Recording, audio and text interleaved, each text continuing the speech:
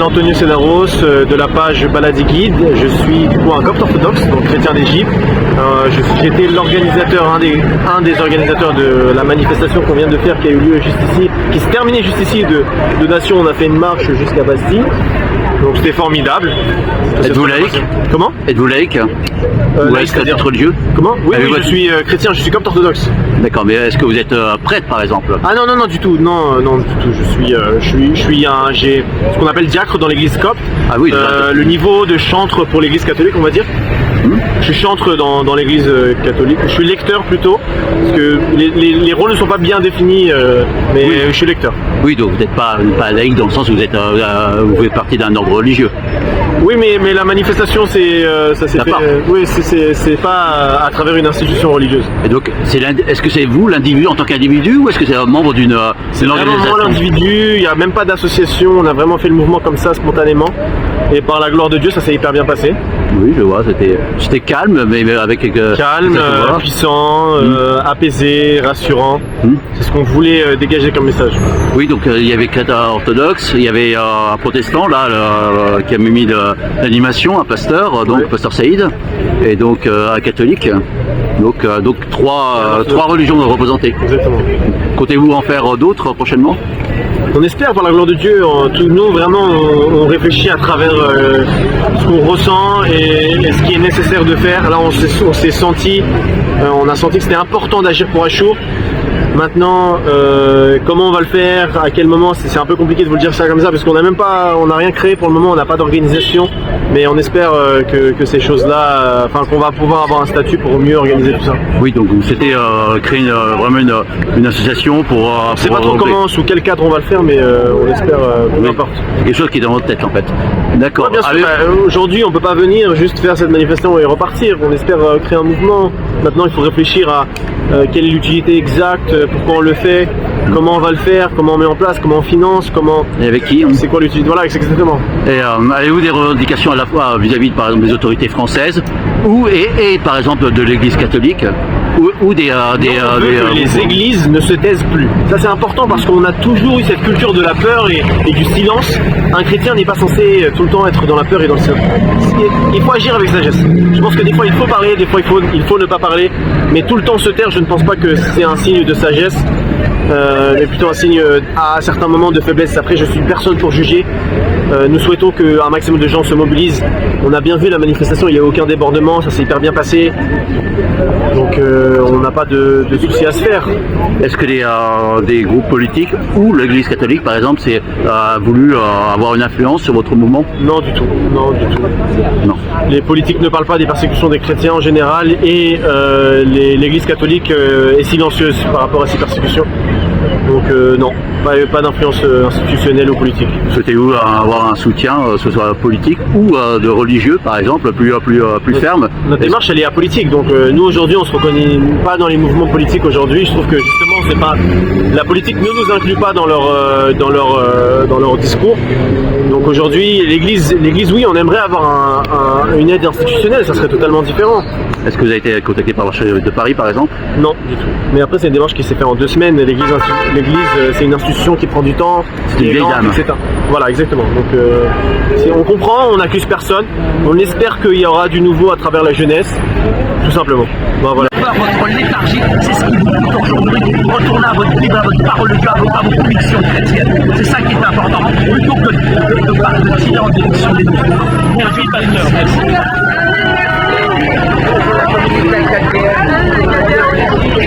Vas-y. Bonjour, je suis le pasteur Saïd. Moi j'avais une seule question. Il y a eu des persécutés. J'ai jamais été persécuté, c'est moi qui persécute. D'accord. C'est moi qui persécute dans la mort. Et je persécute les gens avec l'amour du Christ, avec la paix du Christ. Il n'y a personne qui me persécute. C'est moi qui persécute. Amen. Et du coup, est-ce que vous avez un message pour les gens qui sont persécutés, qui ont mal leur leur conversion Je leur dirais tout simplement que la Bible elle est claire. Dans la Bible, Jésus nous a clairement prévenu. Si nous marchons dans la droiture, si nous marchons dans la justice, comme moi, je marche à contre-courant, il y a ceux qui marchent à contre-courant. Le fait de marcher à contre-courant de cette société et ses valeurs et des lois iniques et sinistres votées par des ministres, automatiquement nous serons persécutés. Par contre, je vais vous dire un truc face à votre question. Toi, tu ne veux pas être persécuté? Tu n'as qu'une chose à faire. Ne parle pas de Jésus. Voilà la réponse, elle est là. Merci. Excusez-moi, y a-t-il une spécificité de persécution vis-à-vis des protestants par rapport aux autres chrétiens? Y a-t-il une différence dans la persécution? Il n'y a pas de différence. Quand vous êtes face à Daesh, est-ce que Daesh vous demande si vous êtes protestant, catholique ou réformé? Absolument pas. Donc il n'y a aucune différence dans la persécution. D'accord. Et pour vis-à-vis des politiques, là, on parle des religieux, l'État islamique, mais par rapport à des régimes, je ne sais pas, comme l'Algérie ou l'Arabie Saoudite par exemple, y a-t-il une différence? Est-ce qu'il se fait des Il n'y a pas de différence. Si vous êtes dans une terre à majorité musulmane, les gens qui vous persécutent ne vous demandent pas si vous êtes orthodoxe, catholique, protestant ou réformé. Ce qu'ils regardent, c'est que vous appartenez à Christ. Et là, la persécution, elle devient une réalité. La persécution, c'est pas une question d'origine, c'est pas une question de race, c'est une question d'appartenance à un Christ. C'est Jésus qui dérange en fait. Que Dieu vous bénisse. Merci. Je m'appelle Christophe, je suis chaldéen et je suis venu ici pour dénoncer la persécution des chrétiens dans le monde, particulièrement en France, dans ce beau pays des droits de l'homme, où on est censé pouvoir pratiquer sa foi librement et où notre frère, qui est aussi à Touraï, il est aussi chaldéen, il a donné sa vie en martyr pour je pense, réveiller la foi de ce beau pays qui est la France. Comme on dit chez nous, le sang des chrétiens, le sang des martyrs, qui vient nous réchauffer, vient réchauffer notre foi. Et au contraire, ceux qui pensent éteindre la foi chrétienne en France, ils vont l'allumer. Ils vont allumer le feu de Souhaitez-vous des mesures particulières politiques au niveau du gouvernement, à la fois du gouvernement français et éventuellement de l'Église, plus de soutien de l'Église catholique par exemple? Alors moi ce que j'aurais aimé, oui, c'est bien sûr plus de soutien, mais ça c'est évident au niveau politique, où on a vraiment tous les médias qui se sont tais complètement.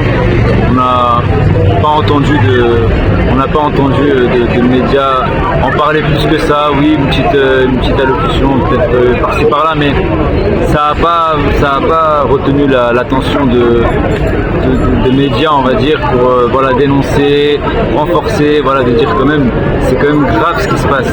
Que quelqu'un, on n'a pas assez insisté aujourd'hui, mais je ne sais pas si vous vous rendez compte, quelqu'un en Irak qui a fui l'État islamique, qui a fui Daesh, il est venu ici en France, il pensait avoir la sécurité. Il ne s'est pas fait tuer par Daesh, il est venu ici en France et c'est en France qu'on l'a tué. C'est en France que les musulmans, au nom d'Allah, ils l'ont tué.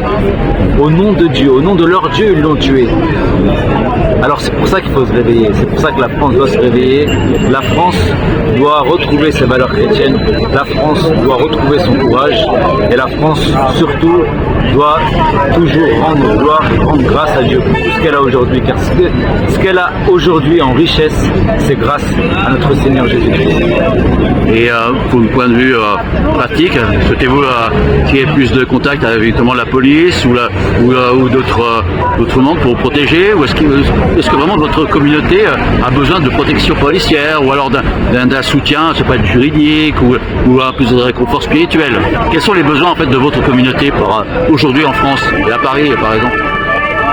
Nous, à Paris, dans la région parisienne, là où je suis, dans le nord de Paris, on est beaucoup à Paris, on est en masse, on va dire, il y a un grand nombre de chrétiens d'Orient, un grand nombre de chaldéens, Mais c'est sûr, c'est une réponse juridique, surtout une réponse juridique. On n'a pas vu une réaction en fait politique des politiques qui dit bah on va prendre toutes les mesures pour éclaircir l'affaire, pour voilà, etc.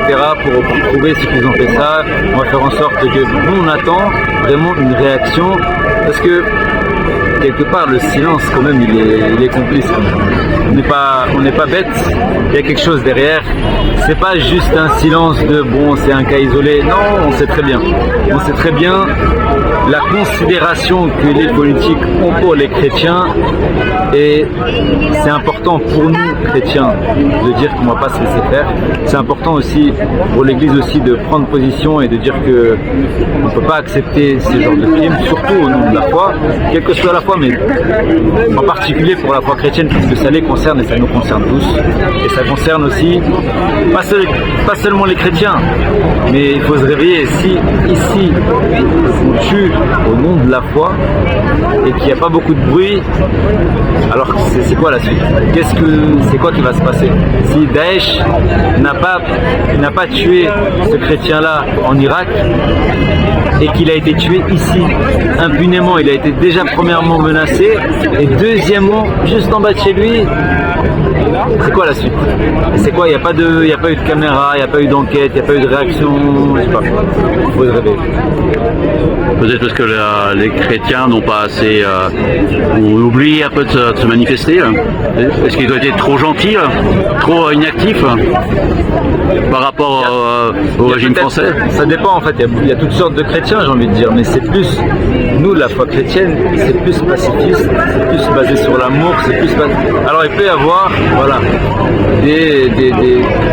une mauvaise compréhension peut-être des chrétiens qui disent bah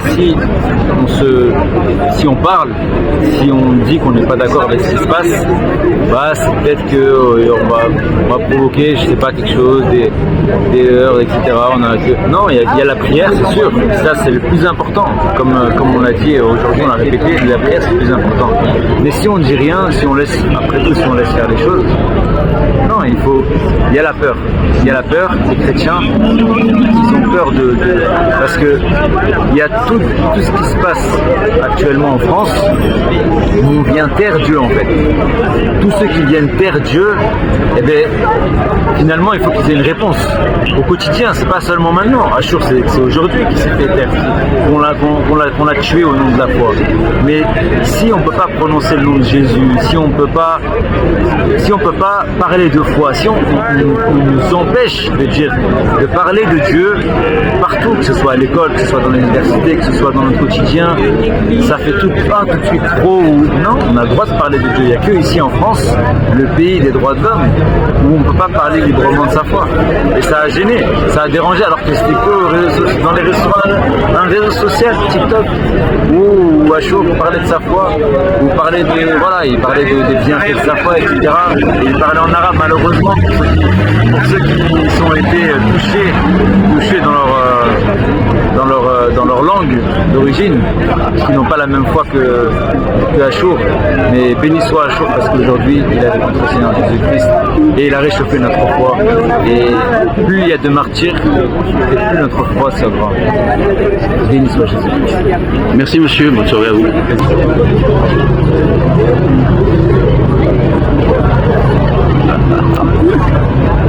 Bonjour. Bonjour. Pourquoi venez-vous manifester aujourd'hui? Je viens manifester aujourd'hui pour me battre pour la liberté de croire au Christ. Parce que je trouve qu'on ne parle pas assez de ce qui se passe dans les pays, surtout du Moyen-Orient. Et au Corée du Nord, on n'en parle pas assez aussi, où les chrétiens sont persécutés, ils sont traqués, chassés, tués, égorgés. Et on n'en parle pas assez, on ne met pas assez la lumière sur ça. Et moi, si je suis ici aussi, c'est aussi pour le chrétien qui est mort à Lyon en plein live, qui s'est fait tuer en plein live devant tous ses abonnés, devant tous les viewers, et c'est inadmissible. Et je suis aussi ici, comme dit au début, me battre contre la christianophobie, contre les génocides qu'il y a contre les chrétiens, notamment dans les pays. Je sais que en Algérie, j'ai entendu un témoignage de quelqu'un qui disait que quelqu'un qui s'est converti au christianisme, qui a dit qu'il a failli mourir là-bas parce que là-bas, le christianisme est illégal. Alors, il y a des persécutions, oui, bien sûr, mais en Algérie, pour parler de ce sujet, c'est plus, d'après ce que j'ai compris, certains évangélistes, plutôt des protestants, puisqu'en fait, beaucoup, il y a une lutte d'influence entre l'État algérien et puis des sectes protestantes. Qu'est-ce que vous en pensez? Ce que je pense, c'est que... Est-ce que vous pouvez répéter si vous voulez, j'ai pas entendu un peu du bruit. En fait, c'est plus que des chrétiens, c'est plus une histoire de politique du gouvernement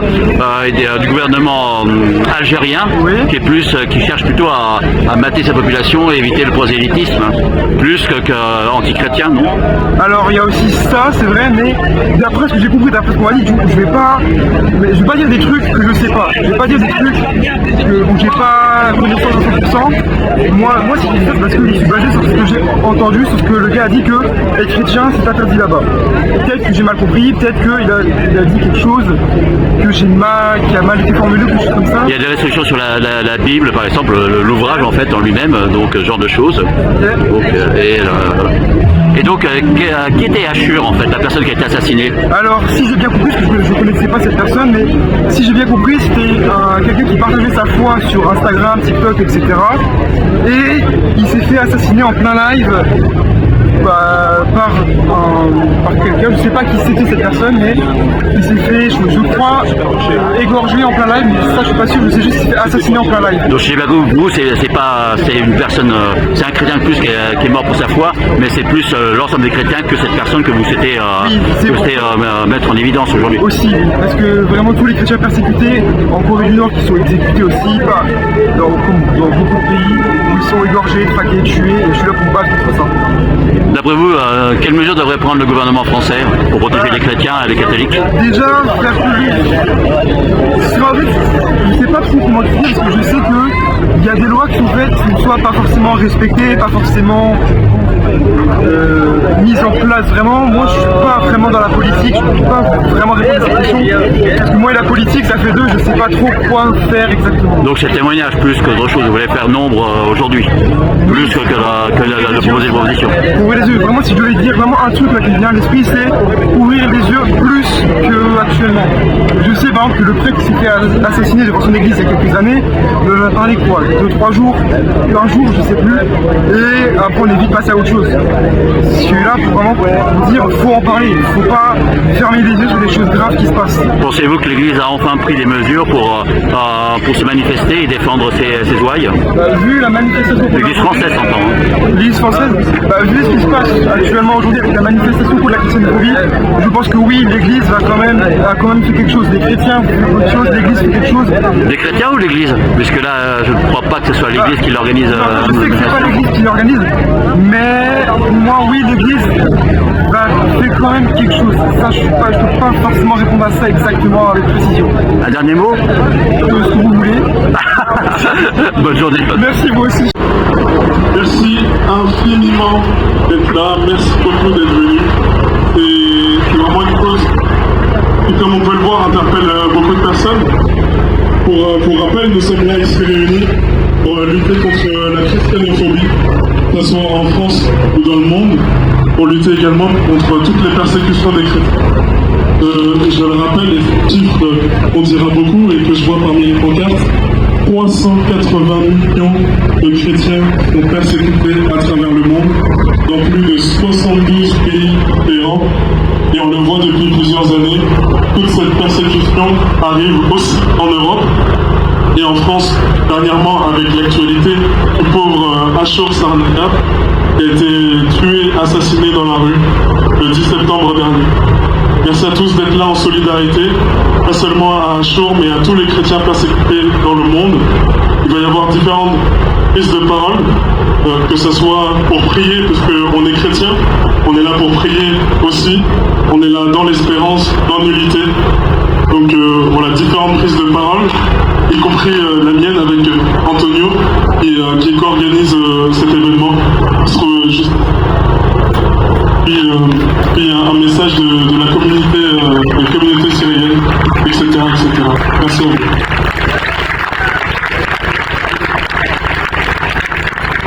Voilà, bonjour à toutes et à tous.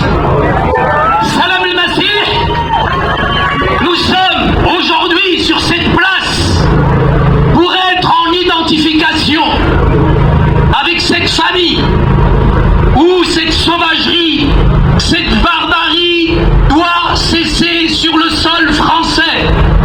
Nous sommes en identification aujourd'hui avec nos bien-aimés, nos frères et sœurs. Ils sont persécutés à cause de leur foi. Ils n'auront pas notre haine, notre amour est beaucoup plus grand. Le Christ, Yahshua al-Masih, il a les paroles de la vie. Yahshua al-Masih, non seulement il est la vie, mais il communique la vie. Et nous voulons la réciprocité, nous voulons l'égalité, et nous voulons véritablement cet après-midi, avec un cœur attristé, un cœur meurtri, penser à tous nos bien-aimés qui sont aujourd'hui brimés, ostracisés à cause de leur foi. S'il vous plaît, vous venez de différents milieux, vous venez de différentes confessions, mais cet après-midi, pour introduire un peu cette manifestation, on aimerait vraiment avec force, avec amour, mais aussi avec conviction, sur ce sol français, adresser cette prière à notre Dieu qui est tout-puissant et en même temps à cette famille qui passe par la tristesse. Et je vous invite, s'il vous plaît, d'où vous veniez, solennellement, avec respect, à courber votre front. Merci. Et nous allons réciter le Notre Père. Notre Père qui es aux cieux. Je vous entends pas. Notre Père qui es aux cieux. Que ton nom soit sanctifié. Que ton règne vienne. Que ta volonté soit faite sur la terre comme au ciel. Donne-nous aujourd'hui notre pain de ce jour. Pardonne-nous nos offenses, comme nous pardonnons à ceux qui nous ont offensés. Et ne nous laisse pas entrer dans la tentation, mais délivre-nous du mal. Ainsi, nous avons prié au nom du Père, du Fils et du Saint-Esprit. Amen. Que Dieu vous bénisse. Faites du bruit.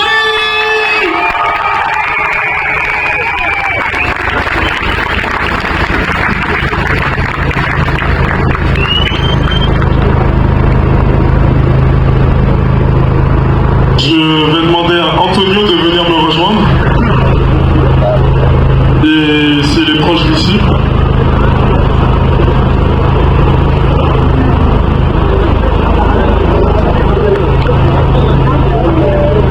Merci énormément, pasteur, pour ce temps de prière.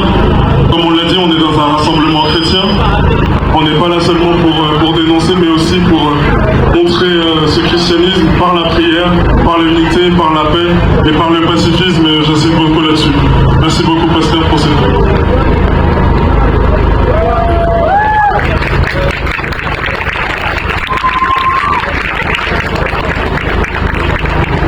Bonjour à tous, moi je suis le co-organisateur de cet événement. Je m'appelle Antonio, j'ai 25 ans, je suis créateur de contenu sur internet, chrétien du coup. Moi je fais un contenu plutôt axé sur les traditions chrétiennes. Et aujourd'hui nous avons voulu se réunir avec Constant. Je fais partie de l'église copte orthodoxe, c'est-à-dire je suis un chrétien d'Égypte. Et vous savez, notre église, l'église copte orthodoxe, a été persécutée pendant 1800 années. Donc, en tout cas, dans mon expérience, nous avons l'habitude des persécutions. Et les persécutions ne nous fait pas peur. Je vais laisser Constant se présenter. Bonjour à tous, moi je m'appelle Constant et j'ai rencontré Antonio il y a seulement quelques semaines. Pour ma part, je suis catholique romain et là aussi je crée du contenu sur les réseaux sociaux. Dans ce cadre-là, voilà, on a voulu utiliser notre notoriété pour dénoncer tous ces agissements des ténèbres. Nous voici ici rassemblés encore une fois pour la persécution des chrétiens. Moi j'ai 22 ans et voilà, je parle de création de contenu, je parle de catholicisme sur internet, sur Instagram, YouTube, comme Antonio, mais du côté catholique. Et pour vous dire l'histoire,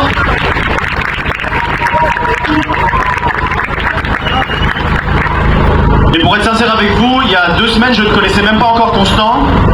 On avait décidé de faire du contenu ensemble chrétien. Mais ce jour-là, moi j'étais très attristé par la mort d'Achour et je voulais qu'on fasse quelque chose. Donc j'ai fait part de mon envie de manifester avec Constant. Et le jour même, nous avons décidé de lancer une démarche pour essayer de motiver un maximum de personnes à venir.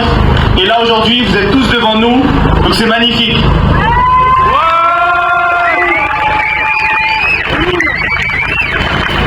Il y a vraiment quelque chose de divin dans l'organisation de ce rassemblement. Il faut savoir que vraiment il y a 2 semaines, je ne connaissais pas du tout Antonio. Et le simple fait qu'on soit tous les deux chrétiens et qu'on ait vraiment identifié chez l'autre cette envie de connaître le Christ, en fait ça a instauré tout de suite un climat de confiance. On a aussi la preuve que on peut dépasser nos dénominations et s'unir pour des causes justes. Moi catholique, lui orthodoxe. Aussi dans l'organisation de ce rassemblement, Dieu a vraiment pourvu et vous voyez qu'en 2 semaines on a organisé ça et regardez la foule qu'il y a pour dénoncer toutes ces persécutions. On priait avant chacune de nos réunions, vraiment tout ce qui se passe aujourd'hui c'est vraiment pour la gloire de Dieu. Il y a vraiment une vraie main divine derrière ce rassemblement et merci beaucoup d'avoir répondu à l'appel de Dieu par cette manifestation.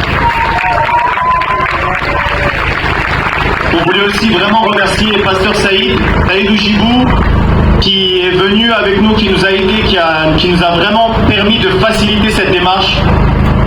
Et franchement, nous sommes vraiment extrêmement reconnaissants de son aide et de sa participation à l'organisation.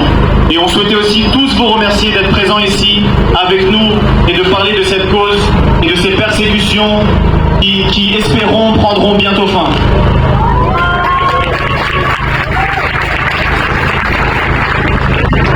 On voudrait revenir avec vous pour savoir vraiment de quoi on parle et pourquoi on est là, sur les mots de christianophobie et les mots de antichrétien. Donc pour rappel, la christianophobie, c'est toute attitude, tout agissement vraiment de méfiance, de discrimination envers les chrétiens. Et je dirais que le terme de antichristianisme va encore plus loin avec une haine, une négativité, de la persécution, pas seulement envers le peuple de Dieu, mais aussi envers les institutions chrétiennes. Vraiment, c'est vraiment cette attitude qu'on vient dénoncer aujourd'hui. On insiste sur ce thème de christianophobie qu'on vit dans le monde et on le rappelle, et avec tous les drapeaux français qu'on est fiers de voir, que ça arrive en France malheureusement. Le rassemblement fait suite à la mort d'Achour, assassiné brutalement devant son immeuble à Lyon. Oui, en France, il a été assassiné brutalement et en plus c'était un homme en chaise roulante. Pourquoi? Parce qu'il a exprimé sa foi sur les réseaux sociaux et ses croyances. Quelle a été la réaction face à cette atrocité? Pas beaucoup de médias ont parlé de cet événement-là, malheureusement, alors que c'est arrivé en France.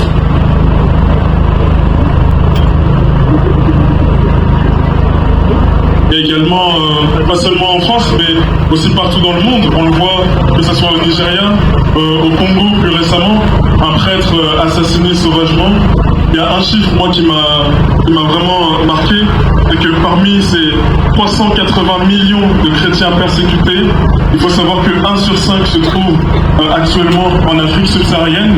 Et juste pour vous donner un chiffre, en 2024, là peut-être qu'on est 1000 aujourd'hui, et bien dites-vous que 4 fois plus de personnes au Nigeria, 4 fois plus de chrétiens ont été tués en 2024 au Nigeria, rien qu'au Nigeria. Donc imaginez l'ampleur de toutes ces choses. Au Moyen-Orient, nous avons vu l'attaque récente en Syrie, donc à l'église de Saint-Élie, faisant 25 morts en juin 2025. Il n'y a pas eu beaucoup de réactions. En Arabie Saoudite, en Afghanistan, en Somalie, aux Maldives, posséder une Bible est punissable par la loi, allant même jusqu'à la peine de mort.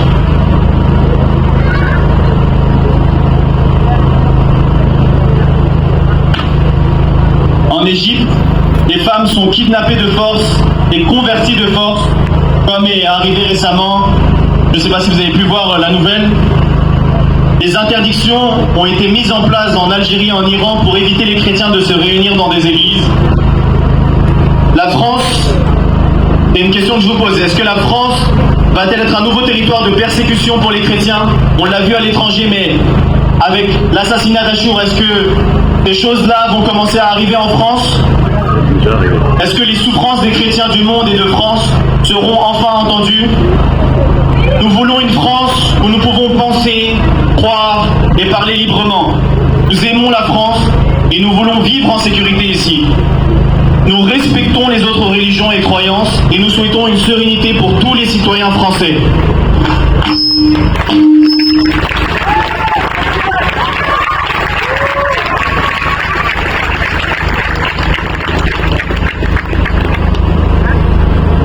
Alors, nous allons maintenant introduire la prochaine personne. Je vais demander au pasteur Saïd de venir me rejoindre pour son mot sur la christianophobie. Également l'espérance, parce que comme on l'a dit, voilà, on est chrétien, on n'est pas là dans un sentiment de vengeance, on n'est pas là dans un sentiment de haine, mais on est là pour dénoncer avec fermeté ce qui se passe parce que c'est pas normal. On est vraiment là pour dénoncer et également apporter de l'espérance. Merci. C'est bien sûr avec douleur, c'est en même temps avec émotion que je m'exprime.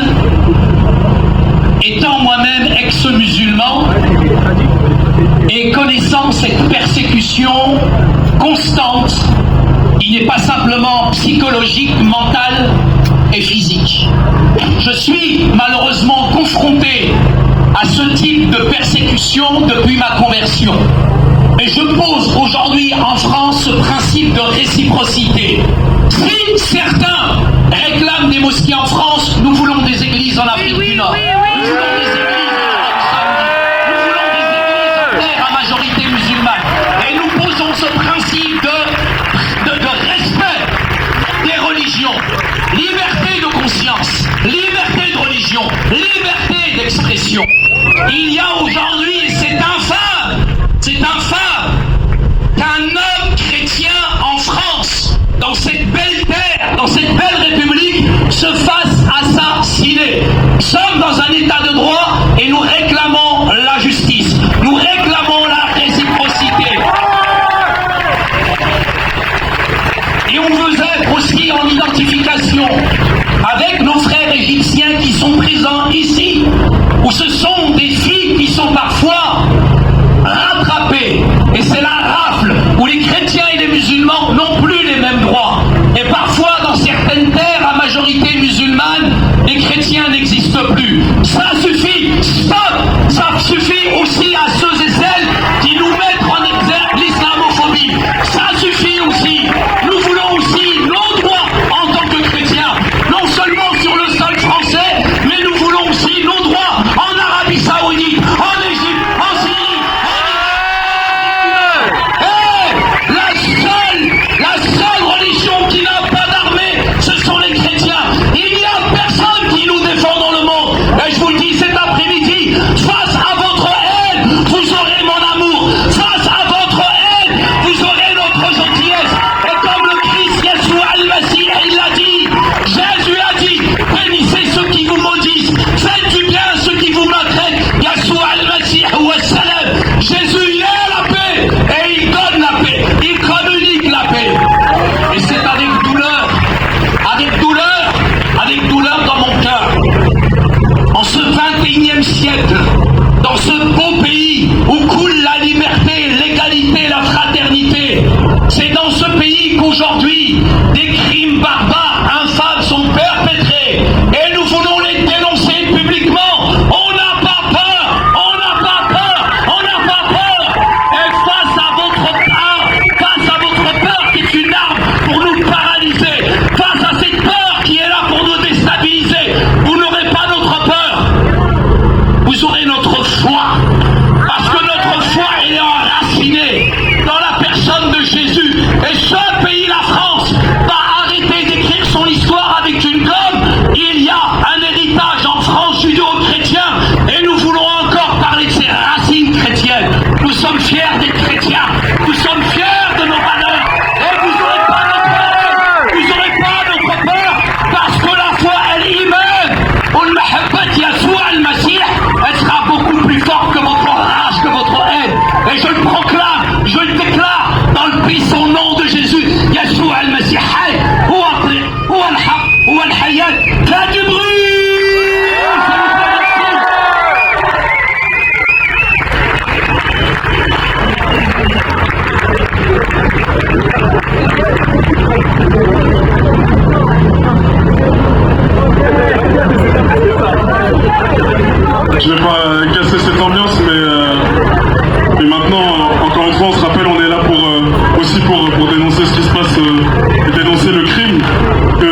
Achour a vécu.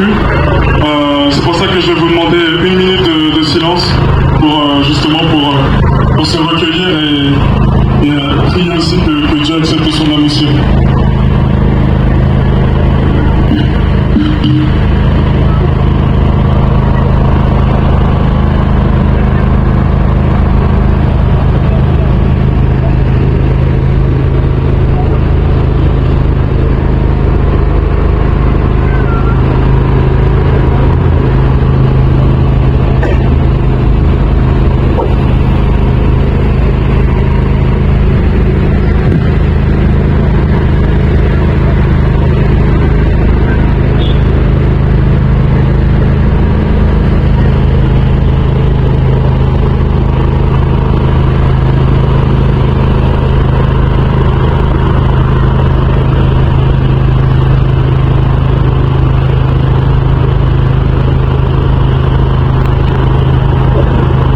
Merci à tous, on peut applaudir.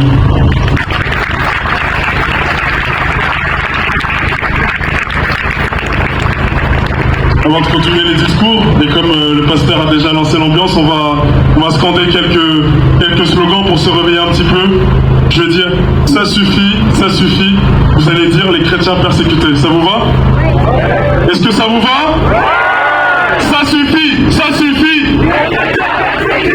Ça suffit, ça suffit. Ça suffit, ça suffit. Ça suffit, ça suffit. Ça suffit, ça suffit. Ça suffit, ça suffit. Ça suffit, ça suffit. Ça suffit, ça suffit. Ça suffit, ça suffit. Bonjour à tous. Je vous demande de dire juste après moi, mais Jésus nous dit d'aimer. Vous êtes prêts? Chrétiens persécutés, mais Jésus nous dit d'aimer. Chrétiens persécutés, mais Jésus nous dit d'aimer. Des églises vandalisées, mais Jésus nous dit d'aimer. Des églises vandalisées, mais Jésus nous dit d'aimer. Des fidèles emprisonnés, mais Jésus nous dit d'aimer. Des fidèles emprisonnés, mais Jésus nous dit d'aimer. Des innocents massacrés, mais Jésus nous dit d'aimer. Des innocents massacrés, mais Jésus nous dit d'aimer. Des martyrs oubliés, mais Jésus nous dit d'aimer. Des martyrs oubliés, Mais Jésus vous dit d'aimer. on va scander d'autres slogans durant la marche. Donc on va les animateurs, on va les passer au micro et on s'organisera dans les foules pour répéter après les animateurs. Merci à tous. On va maintenant écouter une lettre de la communauté syrienne.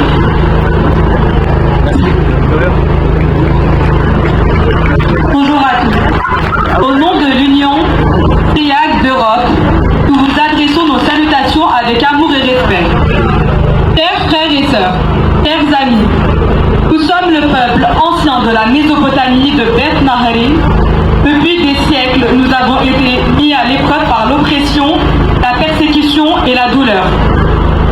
Nous sommes les descendants des 2,5 millions chrétiens victimes du génocide perpétré en 1915 par l'Empire ottoman. Nous sommes un peuple que l'on a voulu déraciner et dont les racines plongent profondément dans la terre. Mais la persécution ne s'est pas arrêtée là. En Irak, en Syrie, en Turquie, en Iran, en Égypte, chaque jour a apporté des nouvelles souffrances, de nouveaux massacres, de nouvelles oppressions, et aujourd'hui encore, partout dans le monde, les chrétiens confrontés à la persécution. En ce jour, nous commémorons en particulier Achour Sarnaya, qui a perdu la vie le 10 septembre en raison de sa foi, ainsi que tous nos frères et sœurs persécutés dans le monde à cause de leurs croyances. Leur douleur est notre douleur, leur sang est le sceau de notre foi. Achour Sarnaya avait décidé de quitter l'Europe pour échapper à l'oppression et construire une vie plus sûre en France. Il espérait y trouver la paix et y vivre librement. Mais hélas, alors qu'il fuyait la menace de mort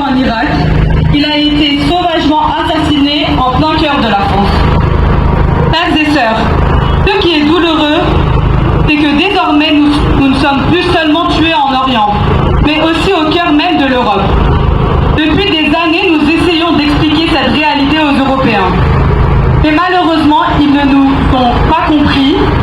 Aujourd'hui, nous voyons que dans chaque coin de l'Europe, les chrétiens sont massacrés dans leur propre pays. Et pourtant, ils ne se réveillent pas. Ils ne réalisent toujours pas à quel point leur avenir est en danger. Mais nous n'avons jamais cédé et nous ne céderons jamais, tout comme notre Seigneur Jésus-Christ n'a pas cédé sur sa croix. Nous non plus, nous ne céderons pas, nous n'abandonnerons ni notre foi, ni notre identité, ni notre liberté. Nous, enfants de la Mésopotamie de Beth-Marim, portons les noms des Syriaques, Assyriens, Chaldéens, et nous sommes un seul et même peuple. Nos racines sont communes, notre lutte est commune, et nous lutterons de toutes nos forces pour obtenir une reconnaissance identitaire dans notre patrie. Aujourd'hui, nous réclamons haut et fort, nous résisterons à l'oppression, nous serons la lumière face aux ténèbres, nous n'abandonnerons jamais notre foi ni notre peuple. Car nous sommes les enfants de la Mésopotamie, nous sommes chrétiens, nous suivons le chemin de Jésus-Christ. Vive notre foi et vive notre résistance. Amen. Nous vous remercions à tous d'être venus aujourd'hui. Merci à tous.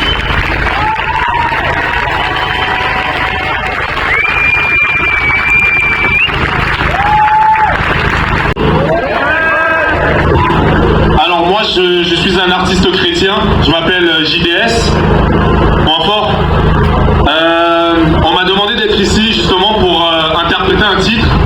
En fait ce titre-là s'appelle « Ils n'ont pas le niveau ». En fait pourquoi il s'appelle « Ils n'ont pas le niveau » En fait je m'adresse directement au diable. Il veut justement nous demander d'arrêter de croire en Jésus-Christ. On a beaucoup de chrétiens, que ce soit au Moyen-Orient, que ce soit en Afrique, peu importe dans le monde, qui meurent à cause de leur foi. Aujourd'hui, je me suis dit, je dois prendre la parole parce qu'aujourd'hui, Constant, ici présent, m'a demandé de venir chanter un chant. Alors, du coup, j'ai pris ce courage de venir vous interpréter ce chant-là. On va justement mettre le feu parce qu'ici, on est des enfants de Jésus-Christ. On n'est pas des enfants des ténèbres, comme la disait ma soeur. On est des enfants de lumière. Ici, c'est la lumière qui gagne et non les ténèbres. Il peut mettre la lumière.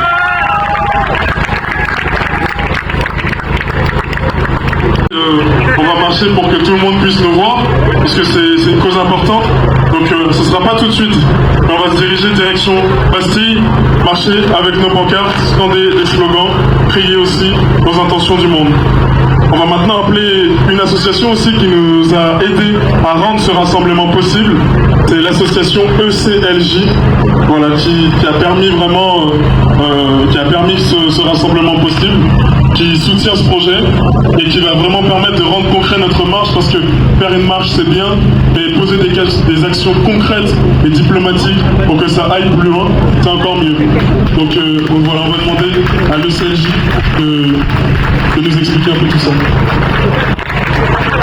Merci Constant, merci Antonio, merci Pasteur Saïd pour l'organisation de cette manifestation. Je suis Thibaut Vandenbosch du Centre européen pour le droit et la justice, une ONG de protection des droits de l'homme à Strasbourg, et nous nous battons pour défendre la liberté religieuse, la liberté des chrétiens à pratiquer librement leur foi à travers le monde, et également, ne nous oublions pas, ici, en France ou en Europe. Chers amis, chers frères et sœurs dans le Christ, aujourd'hui dans le monde, 380 millions de chrétiens sont persécutés pour leur foi. Depuis l'an 2000, 1600 martyrs pour leur foi, chrétiens, protestants, catholiques, orthodoxes, ont été individuellement recensés et reconnus par le pape Léon.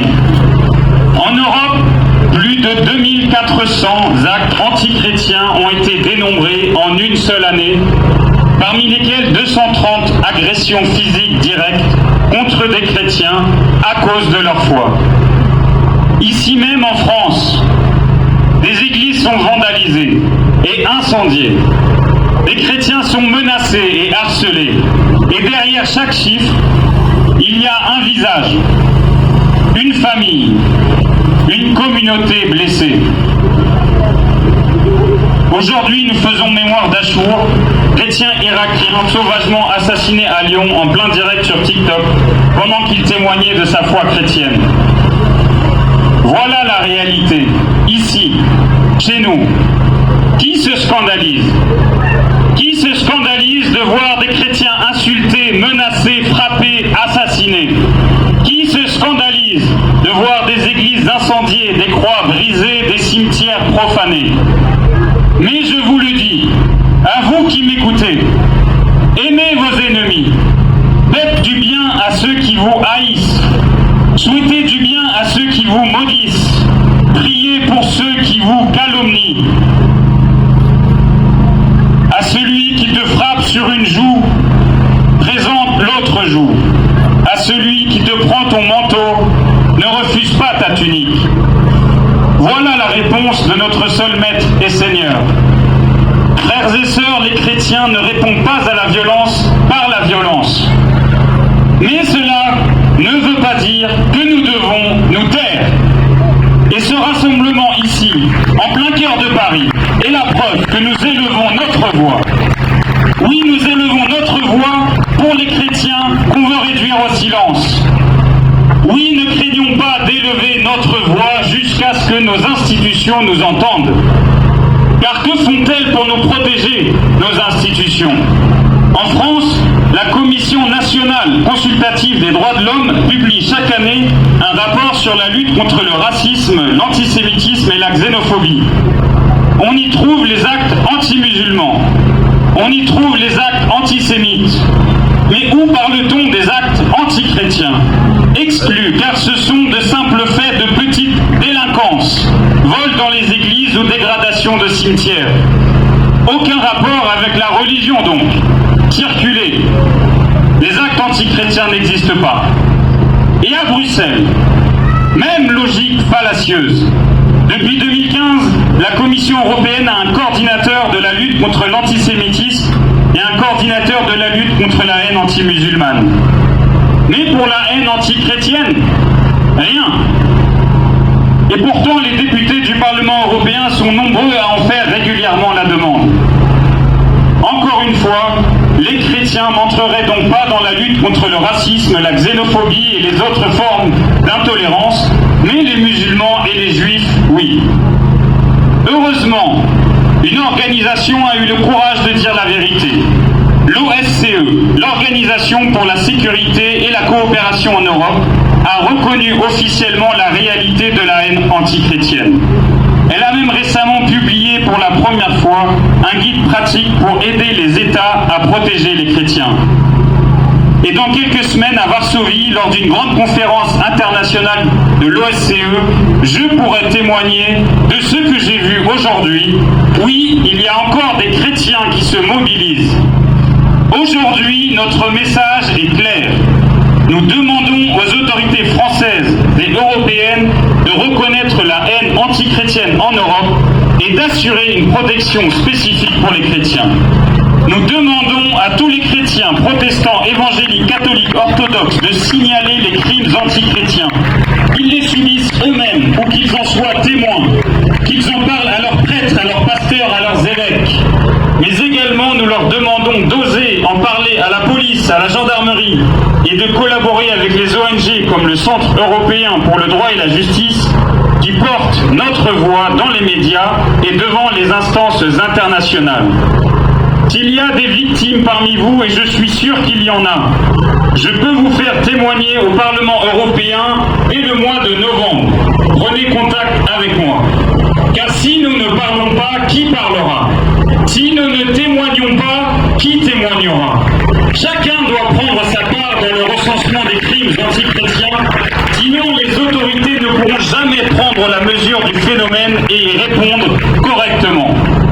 Mes frères et sœurs, nous ne sommes pas ici seulement pour dénoncer. Nous sommes ici pour témoigner de notre foi, de notre espérance et de notre charité. Aujourd'hui, à Paris, notre rassemblement se veut un triple signe. Un signe pour l'État et les institutions, à qui nous demandons d'agir. Un signe pour pour l'Église et les chrétiens que nous encourageons à rester fidèles aux promesses de la résurrection du Christ crucifié pour nous. Un signe pour le monde qui doit voir qu'il reste des chrétiens ici pour défendre les chrétiens persécutés là-bas. Frères et sœurs dans le Christ, ne nous laissons pas enfermer dans la peur ou le ressentiment. Car en lui était la vie, et la vie était la lumière des hommes. La lumière brille dans les ténèbres, et les ténèbres ne l'ont pas arrêtée. Unissons nos voix dans la prière et dans l'action. Je vous remercie. Bonjour, je vous remercie tous d'être présents parmi nous aujourd'hui. En tant que président de l'association des assureurs chaldéens en France, je m'adresse à ce qui s'est passé à Lyon. Mesdames et messieurs, chers frères, chères sœurs, au nom de l'association des assureurs chaldéens en France, je veux dire notre profonde tristesse et notre colère face à ce crime lâche et ignoble. Un homme a été tué parce qu'il témoignait de sa foi chrétienne. Cet assassinat frappe une famille, la communauté assyro-chaldéenne, mais aussi toute notre société. Nous condamnons avec la plus grande fermeté cet acte inqualifiable. Nous appelons solennellement le ministre de l'Intérieur, Bruno Retailleau.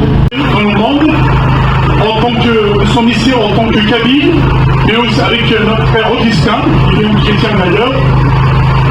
Nous sommes ici aussi en tant que représentants du MAC, le mouvement pour l'autodétermination de la Kabylie. Et aussi persécuté aussi en Kabylie aujourd'hui. Il y a plus de 500 prisonniers politiques d'opinion. Il y a aussi beaucoup de chrétiens qui sont persécutés pour leur foi. Aujourd'hui, en Kabylie, en Algérie, il vaut mieux se faire arrêter avec des kalachnikovs qu'avec une Bible, qui est considérée comme l'arme fatale par le régime criminel algérien. Il y a près de 47 églises fermées. Les chrétiens kabyles ne peuvent pas pratiquer leur religion, leur foi. La seule religion qui est imposée, c'est l'islam orient. Alors qu'on ne choisit pas, chacun doit, on n'impose pas, je dirais, une religion. Chacun doit pouvoir pratiquer sa religion selon sa foi. Quand beaucoup de Kabyles se convertissent au christianisme sous la gêne, surtout parce qu'eux aussi, ils pratiquent leur religion, leur foi, parfois dans leur langue maternelle, le kabyle, et ça dérange beaucoup le projet machiavélique du régime algérien qui veut une seule chose, le régime arabo-islamique, une seule pensée, une seule religion, un seul système. Nous le refusons, bien entendu. Nous avons un militant kabyle, Slimane Bouhaz, qui est rentré en prison parce qu'il était chrétien. Il a réussi à aller en Tunisie, il a obtenu le statut d'asile politique. Malgré ça, il a été kidnappé, amené en Algérie, dans le juin algérien, persécuté, torturé, dans l'indifférence totale, et ce n'est pas normal que nous disons devant tant d'injustice. En tant que Kabyle attaché à mes valeurs de dignité, de solidarité, de liberté, je ne peux qu'apporter mon soutien total à tous les chrétiens persécutés dans le monde. Je vous dis, mes chers amis, tous ensemble, nous devons nous soutenir tous ensemble. Parce que nous sommes persécutés en tant que Kabyles, en tant que chrétiens, et nous le refusons. C'est la peur et un sentiment naturel, le courage est un choix. Et nous faisons le choix du courage et nous tenons tous ensemble contre la tyrannie et pour la liberté, notamment la liberté de tous. Et je vous en remercie. Un dernier discours, j'introduis déjà les activités suivantes. Donc après ce dernier discours, voilà, on va se dégourdir les jambes, on va marcher et se faire entendre dans tout Paris. Avant de partir, on va aussi passer la musique préférée d'Acho.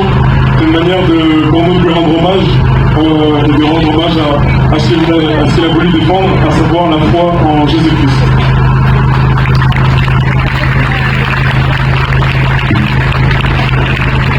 Bonjour à tous. Tout d'abord, merci beaucoup aux organisateurs d'avoir permis ce rassemblement en masse. Et merci aussi à votre présence, à vous toutes et à vous tous ici même. C'est un plaisir, c'est un honneur de voir ces nombreux drapeaux présents ici même, notamment le drapeau tricolore, assyro-chaldéen, syrien, arménien et autres qui ne le pas tous. Je veux demander l'applaudissement de l'ordre, s'il vous plaît. Je m'exprime ici en tant que président du comité de soutien aux chrétiens d'Irak. Et en préambule, je souhaite rappeler que Achour, assassiné lâchement, faisait partie d'un des réfugiés, d'un des premiers réfugiés que l'association CSC avait accueilli en France. On a vu comment ça s'est fini pour lui.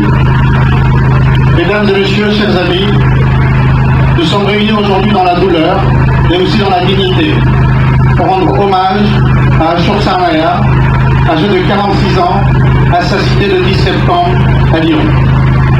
Un homme en fauteuil roulant, un réfugié, un témoin de la foi, a été tué dans la rue, là où il se croyait en sécurité.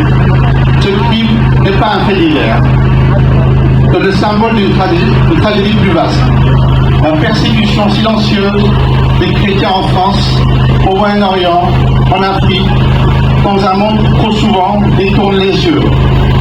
Cette persécution s'est exportée dans toute l'Europe, sans que cela réveille les consciences et nos politiciens, sans oublier les médias, préférant l'option du relativisme. Achour n'était pas seul dans sa souffrance. Il portait l'histoire de millions de chrétiens orientaux, et non pas les chrétiens d'Orient, comme on les qualifie régulièrement, parce que c'est un peuple autochtone tout simplement, donc d'Irak, de Syrie, du Liban, d'Égypte, de la Taxane, et sans oublier l'Arménie, victime du dictateur azéri, avec la complicité de l'Union européenne. Donc la présidente a préféré choisir le déshonneur avec l'approbation de ses membres, tant malheureusement la France. Ces communautés existent depuis plus de 2000 ans, depuis la naissance du christianisme, enracinées dans une foi, une culture et un héritage qui a traversé des siècles. Elles ont résisté aux conquêtes, aux invasions, aux dictatures, et aujourd'hui, elles subissent un exil forcé, un génocide silencieux, à l'instar du génocide de 1915, perpétré par l'Empire ottoman turc, avec plus de 2,5 millions de victimes d'origine arménienne, assyro-chaldéenne, syriaque et grecque-pontique. Et de nouveau avec la complicité de l'Occident, dans l'Allemagne, en allié principal à l'époque de l'Empire ottoman turc. Depuis la chute de Saddam Hussein, l'Irak a vu ses communautés chrétiennes décimées. Des attentats ont frappé les églises, les familles entières ont été enlevées et exécutées.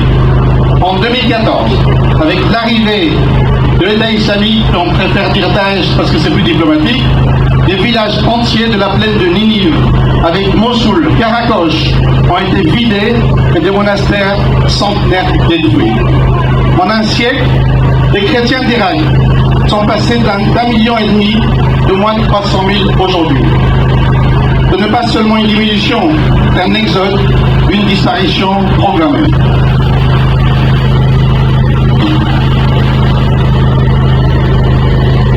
En Afrique, la situation est tout aussi dramatique. Au Nigeria, au Cameroun, au Mozambique, au Sahel, des villages chrétiens sont attaqués, des prêtres enlevés et des fidèles massacrés. Et malgré les rapports, malgré les alertes, le monde reste trop souvent silencieux. Et ici, la France ne tombe pas à l'abri. Chaque année, les églises sont vandalisées, les croix profanées. Le père Jacques Hamel a été égorgé dans son église de Saint-Étienne de Rouvray. Aujourd'hui, Achour a été tué à Lyon, devant sa porte, la porte de son immeuble. Et que constatons-nous? Un silence assourdissant. Des ministres muets, des partis politiques qui ferment les yeux. Je parle bien évidemment de LFI, du Parti Socialiste, des communistes, des Verts, ne dénoncent pas ces crimes alors qu'ils se mobilisent immédiatement pour d'autres cultes. Voyez-vous que nous ne sommes pas tous considérés de la même manière, on a même l'impression qu'ils ne sont pas égaux dans ce pays de droits de l'homme. Les médias qui passent sous silence ces tragédies, y compris Mediapart qui est plutôt assez dynamique pour d'autres sujets, ce média de la vérité, soi-disant. Je tiens à ce titre remercier un média en particulier qui a sorti 2 articles consécutifs. C'est grâce à Charlotte Dornelas, de JDD, dimanche dernier et dimanche d'avant. Il y a de très beaux articles qui relatent la réalité de ce qui s'est passé, alors que les autres médias préfèrent regarder ailleurs. L'Église de France et d'autres cultes restent souvent silencieux, fidèlement, parce que les chrétiens ne les concernent pas réellement. Voyez-vous ? Ce silence sélectif des artistes, des sportifs, des intellectuels et des journalistes renforce ce mutisme complice. Ce silence est sourd, complice et meurtrier. Si ce phénomène de chrétiens sans intérêt, visiblement, manque d'écho médiatique et politique, c'est parce que l'on n'entend pas notre indignation en cassant ou en incendiant la France, notre beau pays. Nous préférons dénoncer cet assassinat par des rassemblements silencieux et exemplaires comme celui qui se déroule aujourd'hui ici même. Nous demandons que la France prenne ses responsabilités pour une fois. Nous demandons que le gouvernement fasse évoluer la loi. La loi qui aujourd'hui répond malheureusement pas à l'évolution de la société. Pour qu'il soit prononcé des peines exemplaires et des prisons fermes pour tous les auteurs de crimes contre culte chrétien, afin que cesse cet antichristianisme comme l'antisémitisme. Monsieur Emmanuel Macron, un compagnon, je vous interpelle directement ici devant témoins. En vous accusant du silence, alors que vous êtes censé de protéger vos concitoyens. Pendant que ces chrétiens sont massacrés, vous préférez vous rendre à l'ONU pour prononcer un discours contre-productif sur le Proche-Orient en selfie avec le deuxième boucher de la Syrie.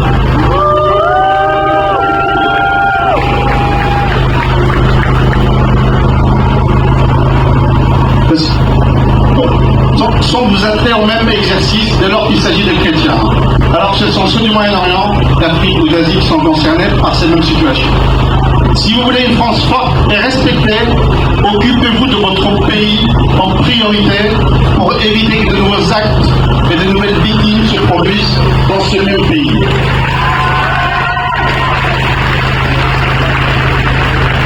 Nous rappelons l'Europe et l'Occident à cesser cette hypocrisie. On ne peut pas se dire défenseur des droits de l'homme tout en détournant le regard devant une communauté persécutée pour sa foi. Nous appelons enfin l'Église de France, que je trouve tellement silencieuse, tellement absente, tellement négligente vis-à-vis de ceux qui vivent les chrétiens orientaux, chez eux et ici même, donc ils ont été accueillis par ce beau pays qui leur a donné la possibilité de vivre en paix. Ashur Sarnaya n'est pas seulement une victime, il est devenu un symbole. Dans le symbole, c'est aussi votre présence qui l'honore. Un symbole de la souffrance des chrétiens d'Orient. Un symbole du silence qui tue une deuxième fois. Un symbole du combat pour la vérité et pour la dignité humaine. Sa mémoire doit nous obliger et doit devenir une sémence de justice, de fraternité et d'espérance. Nous ne pouvons pas laisser l'oubli s'installer. Nous ne pouvons pas rester silencieux. Aujourd'hui, nous disons non à l'indifférence, non à la complicité, non au silence des partis politiques et les filles, partis socialistes et les autres partis que j'ai cités tout à l'heure, non au silence des médias complices, des journalistes, des artistes, des sportifs, des intellectuels. Oui à la vérité, oui à la fraternité, oui à la justice et des peines exemplaires. Et oui à la protection concrète des chrétiens persécutés ici et ailleurs. Ashur Sarnaya nous rappelle à agir. Samson appelle à rompre le silence. Sa mémoire nous oblige à la justice. Merci beaucoup à vous toutes et à vous tous de votre présence encore une fois. Merci aux organisateurs qui sont présents ici. Et j'espère que ce mouvement ne sera pas le dernier. Et surtout, il n'y aura pas de récupération politique dans ce beau rassemblement. Merci beaucoup. Durant les 5 premiers mois de l'année 2025, 322 actes antichrétiens ont été recensés, soit une hausse de près de 13% par rapport à 2024. Les vols d'objets liturgiques, quant à eux, ont bondi de près de 20%. a signalé l'an dernier. C'est inacceptable et nous ne pouvons nous taire. Face à cette réalité, un constat s'impose.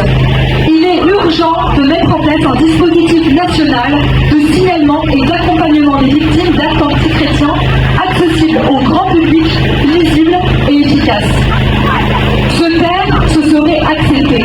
Se taire, ce serait banaliser. Se taire, ce serait trahir la promesse de la République.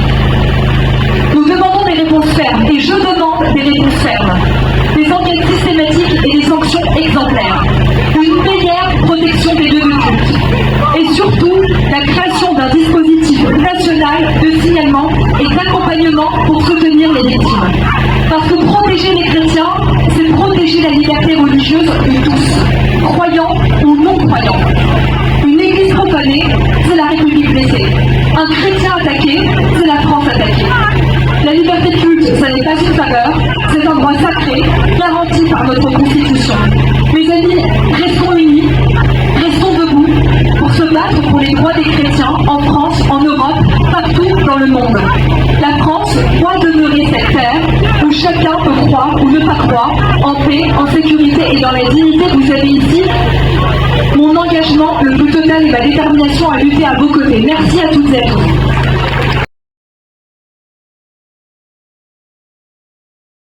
Achour, tué en France récemment, Seigneur, nous te confions Achour, mort à cause de sa foi.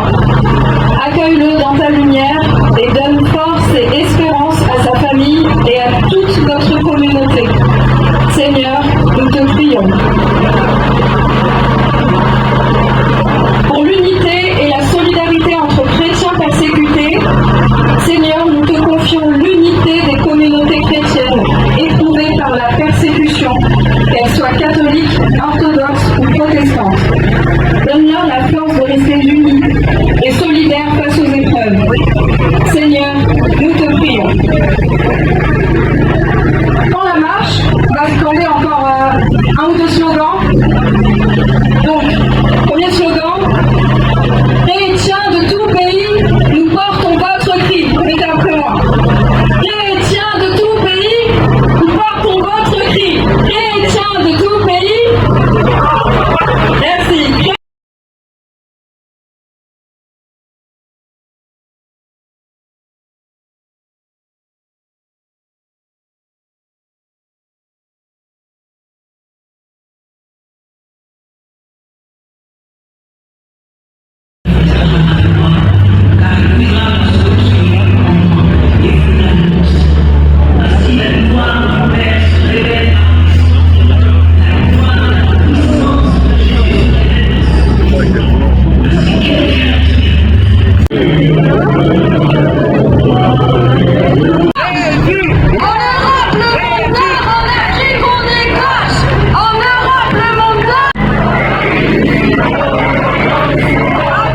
Tous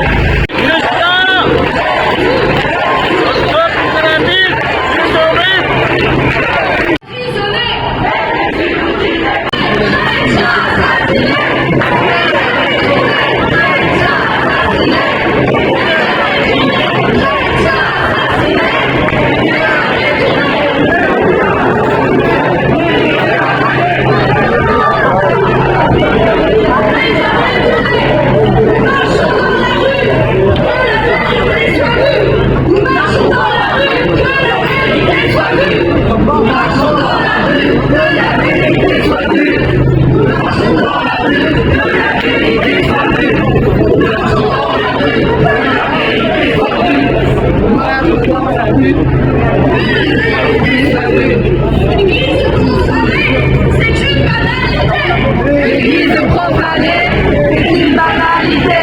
L'église profanée, c'est une banalité. L'église profanée, c'est une banalité. L'église profanée, c'est une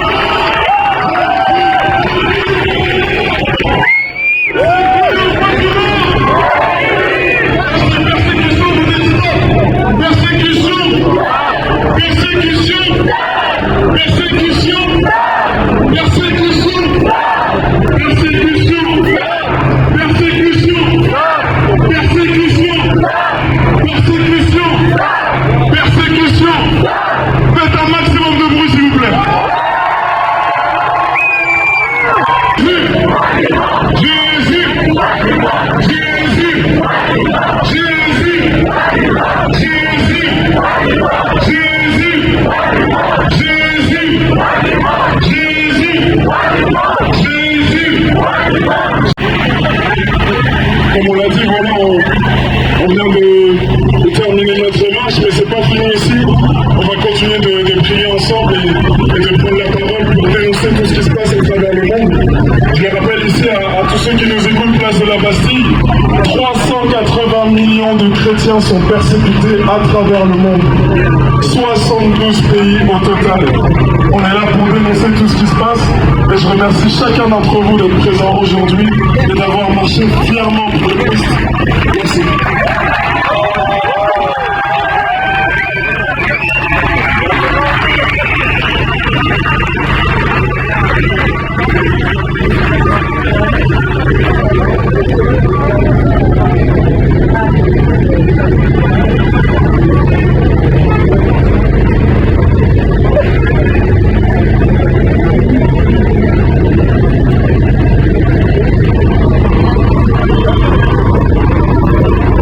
Une intention de prière pour la France et sa société. Seigneur, nous prions pour notre pays afin qu'il sache protéger la liberté religieuse, garantir la sécurité des croyants et promouvoir une vraie fraternité. Seigneur, nous te prions pour la jeunesse chrétienne en France, catholique, orthodoxe et protestante. Seigneur, nous te confions les jeunes chrétiens de notre pays, catholiques, orthodoxes et protestants, afin qu'ils ne cèdent pas à la peur et ils deviennent ensemble des témoins courageux et unis de l'Évangile. Seigneur, nous te prions. Faire une petite prière en arabe pour ceux qui parlent en arabe. Bonjour à tous. Je vais prier d'abord et je vais dire tout. Comme elle dit, merci pour les أشكرك يا رب من أجل الشعب المسيحي الموجود الآن، لك كل كرامة وكل مجد وكل سلطان على هذه الأرض. نعم يا رب، ها أنا معكم كل الأيام من انقضاء الظهر. أشكرك لك المجد والكرامة والسلطان. آمين. يسوع المسيح هو الطريق والحق والحياة. يسوع المسيح هو الله، هو الطريق والحق والحياة. يسوع المسيح هو النور، هو قائم في وسطنا. روح الله القدوس هو موجود معنا. قال في الكتاب المقدس لا تخافوا من الذين يقتلون الجسد بل تخافوا من الذين يقتلون الروح. كل انسان مؤمن بالرب يسوع المسيح يصل الى السماء بروحه الطاهر. نعم نحن انقياء، نحن طاهرون، لا نقتل لا نذبح، بل نواجه الكلمه بالكلمه والحق بالحق والسلطان بالسلطان. نواجه الفكر بالفكر بالمنطق والعدل. نعم يا رب، نحن نؤمن بك انك الله الموجود وسطنا يا رب. باسم الرب يسوع المسيح لك سلطان. امين. Merci beaucoup. On va prier notre Père juste avant de laisser le temps de prière aussi au pasteur Saïd. Notre Père et Jésus.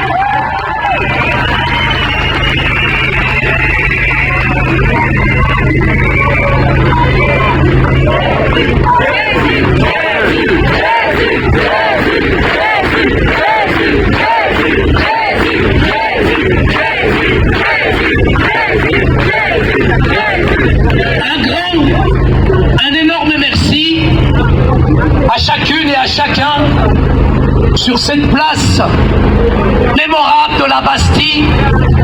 La France a connu une révolution, mais la plus belle, la plus grande des révolutions, c'est celle que le Christ a menée dans ce monde pour l'amour et pour la paix.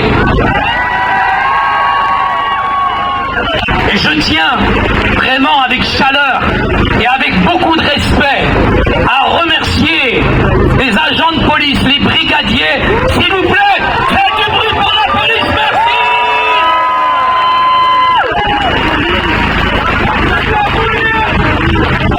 Et nous tenons encore particulièrement à remercier les organisateurs. Merci, faites du bruit pour les organisateurs.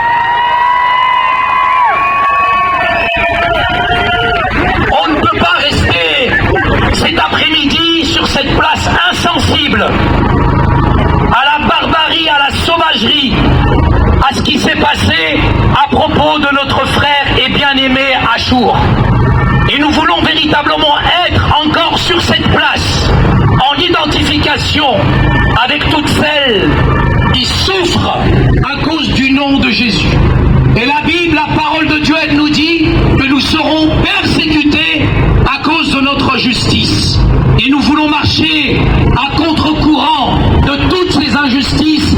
Et vous l'avez manifesté avec votre présence, peu importe le nombre. Mais applaudissez-vous s'il vous plaît, merci. Et j'aimerais encore prier, parce que la première puissance mondiale, l'unique puissance mondiale dans le monde, la puissance mondiale n'est ni les États-Unis, ni un autre pays. La première puissance mondiale, vous l'avez, c'est la puissance de la prière. Et nous voulons prier pour nos bien-aimés qui sont persécutés à cause du nom de Jésus. Alors nous allons courber nos fronts sur cette magnifique place et nous adressons cette intention de prière. Seigneur, nous te confions Achour, qui a quitté cette vie de manière odieuse, brutale. Accueille-le dans ta lumière et dans ta paix infinie. Console sa famille et ses proches qui portent aujourd'hui le poids de la douleur, le poids de l'injustice, le poids du deuil. Donne-leur la force de traverser cette épreuve et de garder l'espérance malgré la souffrance. Fais grandir en nous tout un désir de paix, de fraternité, de respect. Que Dieu vous bénisse. Merci. Comme je vous l'ai dit déjà, merci encore. Vraiment, faites du bruit pour vous les gars. Faites du bruit pour vous, merci. Comme je vous l'ai dit, ce rassemblement, on l'a construit en 2 semaines. Et vous voyez qu'il y a des chrétiens quand même en France. Il y a des chrétiens en France. Les chrétiens, ils sont là, ils sont devant moi. Vraiment, tous les visages.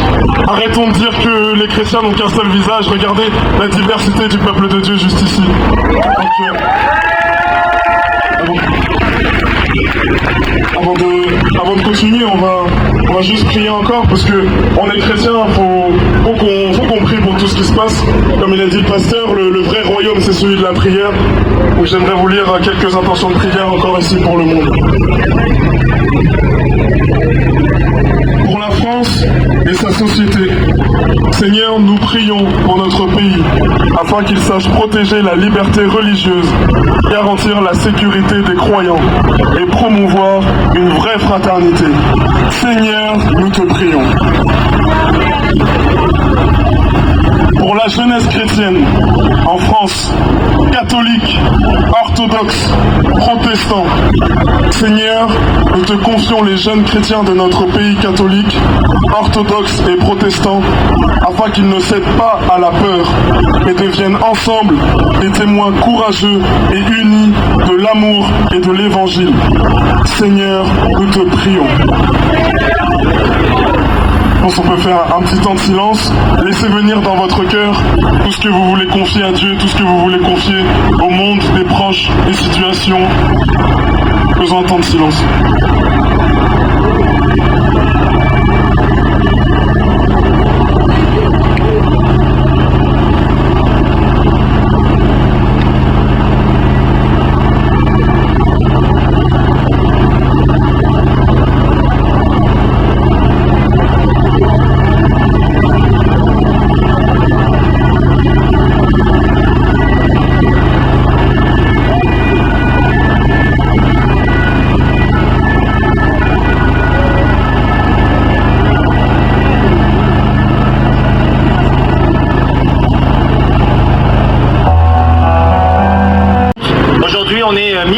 personnes, c'est énorme. On n'était que 2 au départ, maintenant on est 1200 sensibilisés. Tout ça c'est pour la gloire de Dieu. Vraiment mille merci à vous qui êtes venus. J'espère que la prochaine fois on sera 10 fois plus, 100 fois plus mobilisés pour la cause des chrétiens persécutés. Franchement c'est tellement émouvant de tous vous voir. Et j'espère que la persécution dans le monde et la persécution des chrétiens prendra enfin fin.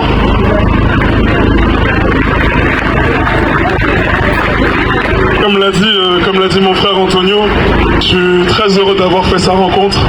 Vraiment très heureux que le Christ nous ait permis de nous unir pour faire ce beau rassemblement.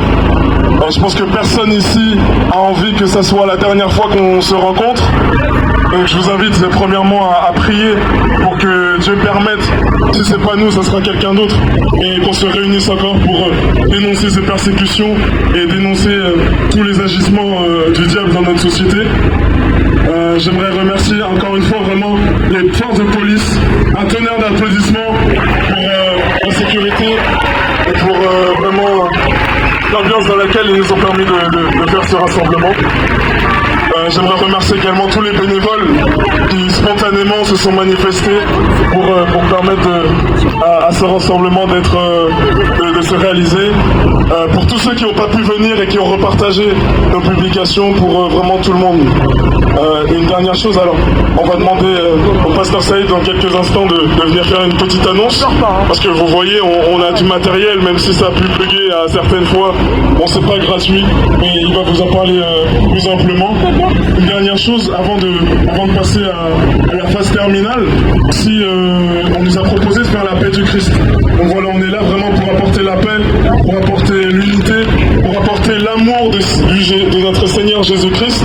Donc je vous invite à faire la paix du Christ, à vous serrer la main fraternellement, à gauche, à droite de vous, voilà, autour de vous.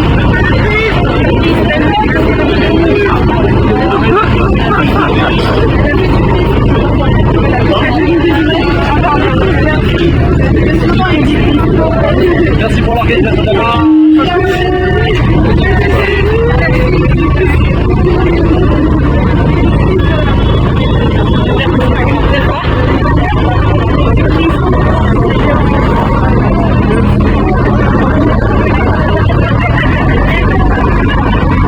Merci à tous et faites encore un maximum de bruit pour vous et pour le Christ, s'il vous plaît. C'est plus qu'un encouragement cet après-midi. Effectivement, ils étaient quelques-uns. Et de se retrouver tout au long de cette marche, environ 1000-1500 personnes, même 1500 personnes pleines de foi. Et à quel point vous devez être fiers de vous cet après-midi. Merci pour cette France avec laquelle on va écrire son histoire, véritablement avec celle du Christ. Cette organisation, toute cette manifestation ne s'est pas fait facilement. Il y a un coût, il y a des frais. Et je voudrais, c'est exceptionnel cet après-midi, je n'ai pas l'habitude de faire ça, mais je connais en vous, je reconnais en vous votre amour, votre foi, mais aussi votre générosité. Et à l'intérieur de vous, vous n'êtes pas venus seuls, vous êtes venus aussi avec votre générosité. Et nous avons ici toute une équipe qui est prête, qui va passer parmi vous et qui va faire ce que nous appelons pas une petite quête, mais une grande quête. Et je demanderai cet après-midi, s'il vous plaît, soyez généreux, vous pouvez mettre ce que vous voulez, vous pouvez même mettre votre carte bleue et je vous la rendrai jamais. Mais s'il vous plaît, cette organisation, cette manifestation a eu un coût, et je ne veux pas que les coûts reposent sur mes amis, puisque nous avons des frais. Donc vous avez une main droite avec votre voisin, dites-lui, je vais bénir cette manifestation. Dites à votre voisin, je vais bénir cette manifestation. Allô? Voilà, le reste de la quête sera pour une organisation particulièrement qui travaillent parmi les chrétiens persécutés. Donc il y a une musique maintenant qui va être donnée et je vous remercie vraiment infiniment du fond du cœur. Je dirais pour votre générosité, il reste des t-shirts. Ils sont à combien ? 20 €, c'est pas cher. Avec ça, c'est 2 kebabs. Donc tu vas te priver de 2 McDo et tu vas acheter ce t-shirt. Ça pourra aider l'organisation. Je vous remercie parce que franchement, vous êtes belles, vous êtes beaux, vous gardez le sourire et ça fait tellement plaisir de voir de temps en temps pas des crétins, mais des chrétiens en face de moi.